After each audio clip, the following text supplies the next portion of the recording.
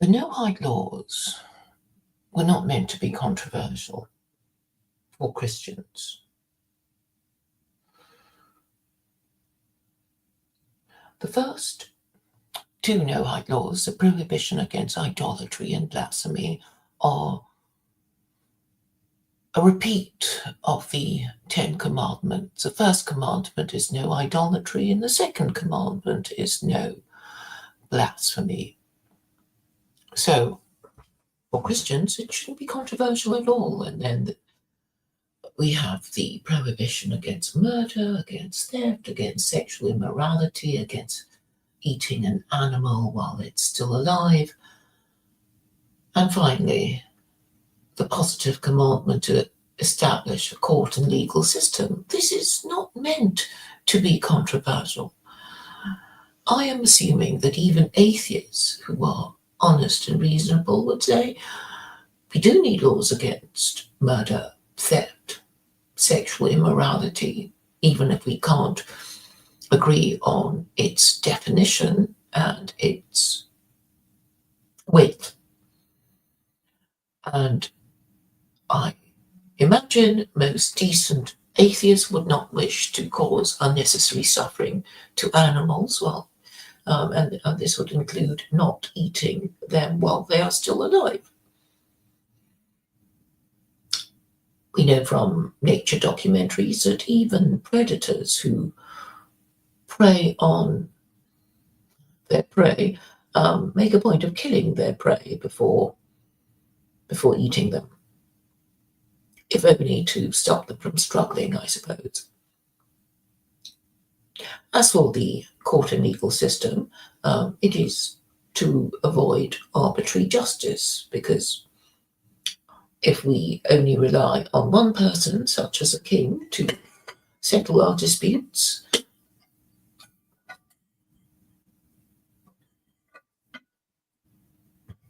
he may, even with the same offence and the same situation, decide things in a different way depending on his mood or the status of the parties, depending on whether he liked or disliked them. So all these prohibitions make complete sense and are intended to be universal. Why, therefore, won't Gentiles agree with them? It is only because they hate Jews. Anyone who has a problem with the Noahide laws is implicitly outing themselves as anti-Semites and idolaters. You may not hate Jews for the usual reasons of race or religion. Maybe you would hate anyone who disapproves of what you think is all right. So we can understand that those who value sexual liberation would find the prohibitions, the sexual prohibitions of any religion an imposition. If they think they have the right to have sex with anyone above the age of consent, then anyone with higher standards of sexual morality would be threatening, would be a threat, would be perceived as a threat to their sexual liberation. And we must understand that it is really feminism that is our operating belief system. We believe in the West that it is our human right to have sex with people we are not married to.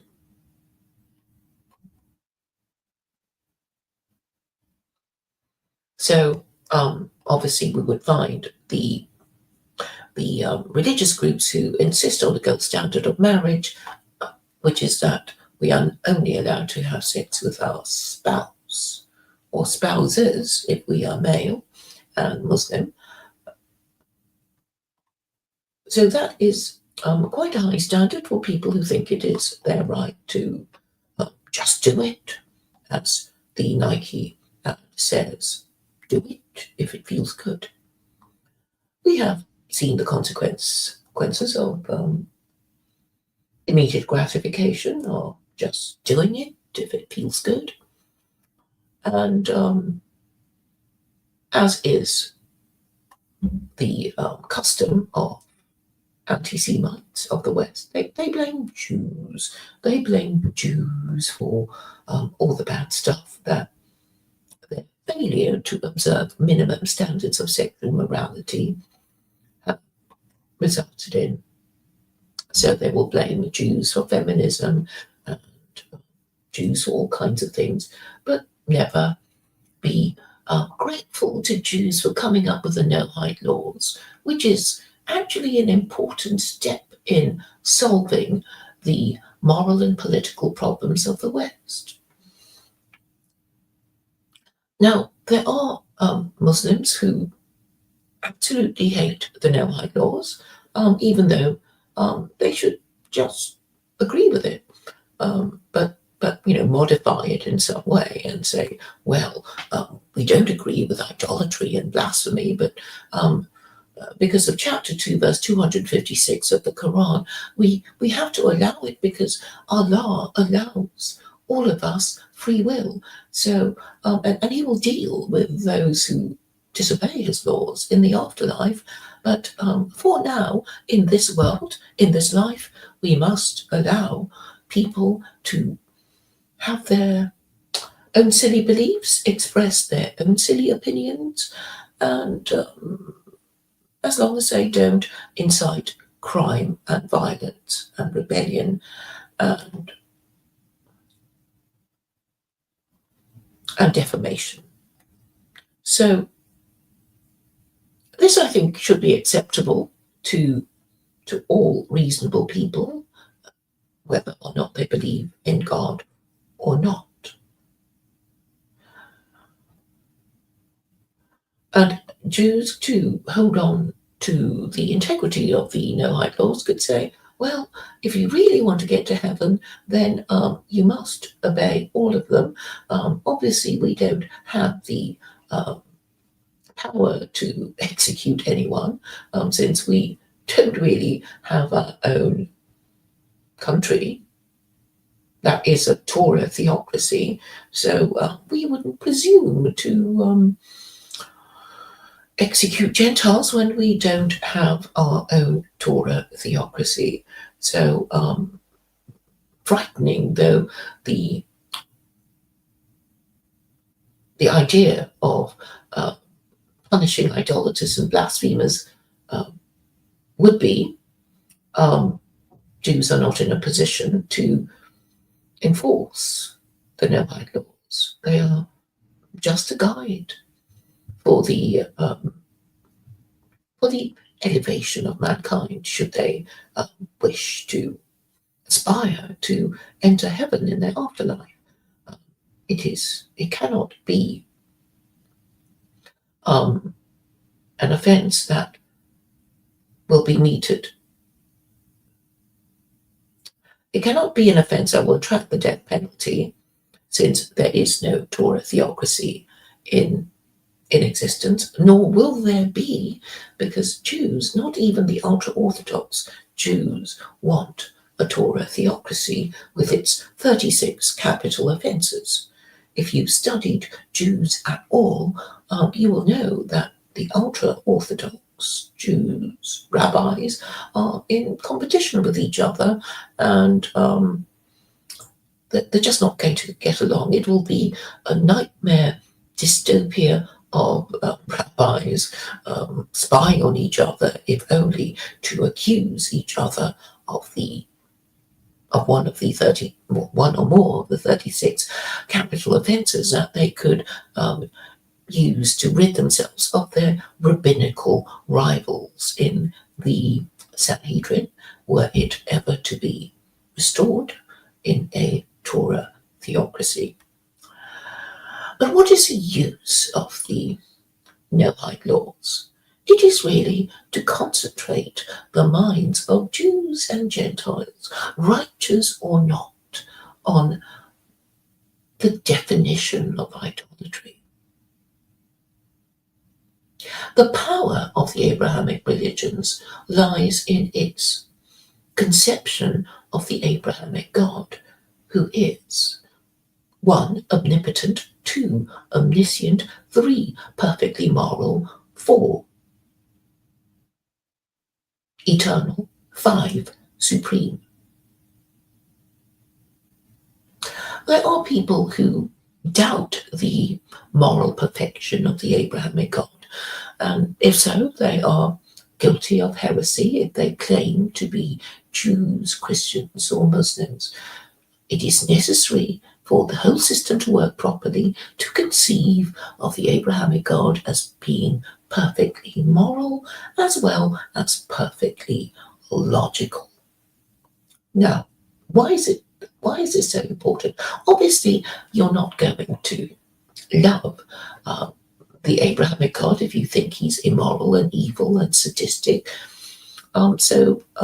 It is therefore necessary to conceive of him as being perfectly moral in order to love and trust him.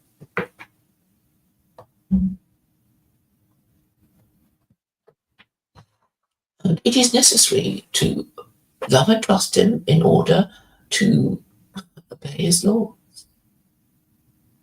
And it is only through obeying his laws from generation to generation that we will get to the high trust, low tax, and no crime society that we all aspire.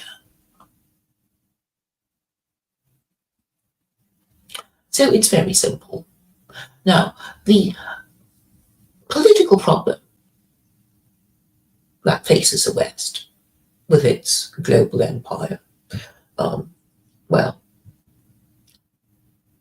white people are now on their third global empire. There was the Spanish Empire, the empire on which the sun never sets. I used to be able to say it in Spanish, but I've forgotten the words. But anyway, when the British took over from the Spanish, after the Spanish Empire declined, they called their empire the empire on which the sun never sets, meaning it is a global empire. And the Americans, after the Europeans destroyed themselves in 2 world wars, took over, and the Americans now have the empire on which the sun never sets. But Trump is, I believe, for the sake of the American people, because the cost of empire is heavy and its obligations many. He is downsizing the American empire, and I think he is really getting ready to say goodbye to the Europeans and therefore the Israelis. There's, of course, a struggle in the administration about which way he is to go. Does he go with the neocons, or does he go with the, what is the word for those who oppose the neocons? Trump is obviously against the neocons. There isn't a proper name, but perhaps we can call it a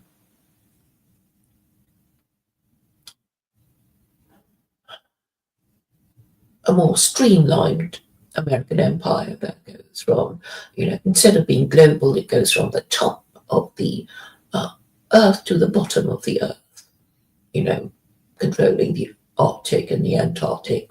I think that's really his idea. And, if the Europeans are not going to come along with him, then he will abandon them. They're not worth the trouble, basically. They're not worth the trouble. And if they're not worth the trouble, neither is Israel. But this is a time of flux that will call for a bit of creativity in weaving the new narrative. And the narrative must be divine to be truly authoritative. In any case, many people are suddenly taking an interest in religion because presumably they are frightened. And even if they weren't, Westerners are perpetually obsessed with Jews anyway. And now that immigration is a problem, Muslim immigrants are the people whom they hate the most. But there's also a problem with Hindu immigration, and I don't think the Western mind has quite decided yet which would be worse, a Hindu takeover or a Muslim takeover. The answer is obvious to me. If you're going to be dealing with somebody, you should be dealing with somebody who at least has principles, even if he breaks them. At least they are, in theory, capable of being shamed if they do not follow their principles. Hindus have no principles, while Muslims have quite a few that you already know of, and they are therefore capable of being shamed if they tell lies and don't do as their Quran says. So if Westerners have to choose between the two, there is a correct answer if they know what's good for them. But that's another thing. Westerners are now so dumb and degenerate that they really can't think straight and don't know what's good for them. So where was I? Yes, so Trump, in his streamlined American empire, extending from North America to Central America to South America, from the Arctic to the Antarctic, is having a think about how to manage the well, he has to say goodbye, right? He has to say goodbye, and he has to, tell the Europeans to do what they're not currently doing, spend at least 5% of their GDP on paying NATO, and there seems to be a wobble amongst the Europeans about whether they want to do that. They are spending a lot of money on Ukraine, but then Trump is saying he wants a war to end. So there will be a bit of uncertainty over that. Now, back to my point about the Jews. The idolatry of Christianity. Well, it's hard to get people to care about idolatry because most people are atheist. Even the people who claim to be Jews, Christians, and Muslims are not taking idolatry as seriously as me because probably most of them are hypocrites who only pretend to believe to be in the Jew gang or the Christian gang or the Muslim gang. Why do we join gangs? To give ourselves protection. So that's what we do when we change our religion.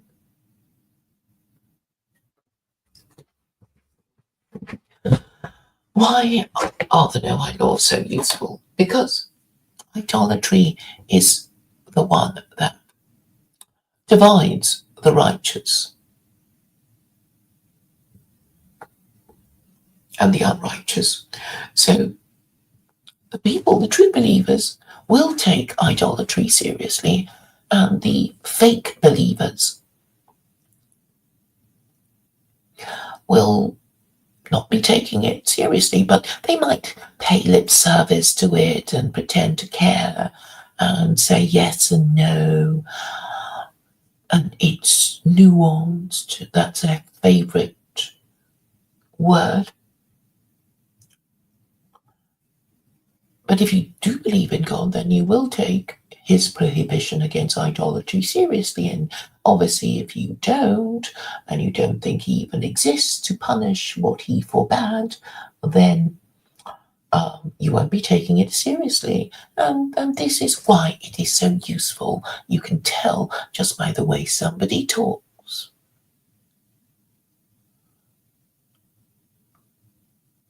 whether they take it seriously or not. And this is going to be a story that will run and run because it's the only way to tell the difference between a righteous Jew or Gentile and an unrighteous one. Thank you for your attention.